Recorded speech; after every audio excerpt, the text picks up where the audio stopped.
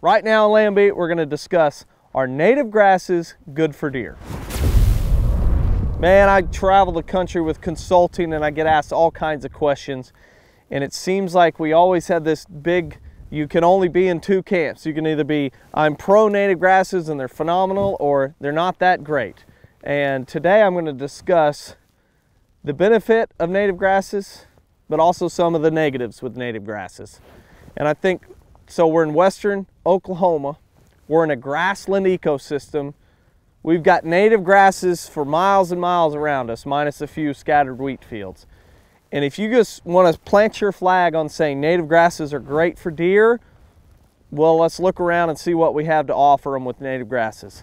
And the truth is, we have little food availability. The other side of that is, it's also, even though we have all kinds of different grasses, we have big blue stem, we have Indian grass, we have little blue stem, we have panicums or switch grasses would be another name you would use. We've got prairie cordgrass. There's all kinds of native grasses out here.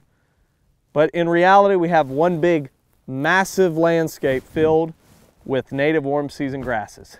And you could say, well, that's great. And we can walk around out here and find beds and tracks, and we can say, look here, there's a bed next to this clump of little blue stem. Little blue stem is great for deer bedding.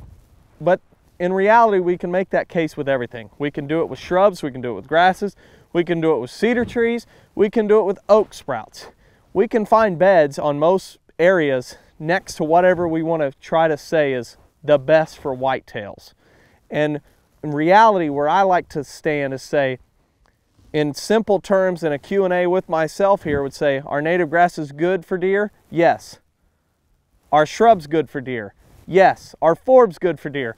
Yes. Are eastern red cedars, can they be good for deer? Yes.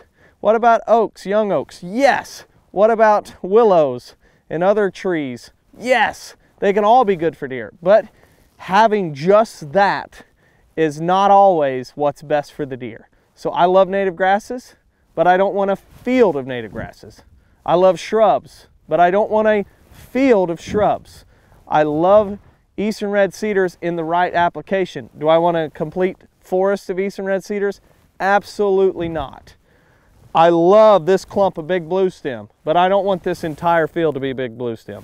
In a perfect world, if you're going to try to make me paint a picture that's very beneficial, I'm going to have native grasses like this big blue stem, but I'm also going to have lots of partridge pea or other native forbs available. I'm also going to have dotted shrubs out on the landscape, but I'm not going to have too many that it makes it hard to a deer and turkeys to navigate through.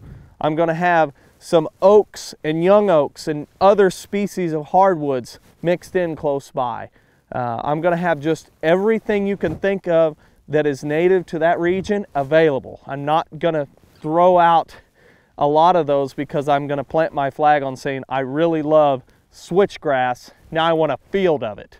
I would rather have switchgrass and some shrubs and everything else that's native to that region there, and I want to manage it as a diverse landscape. So to answer the question, yes, native grasses are great for deer, but I don't want an entire field of it.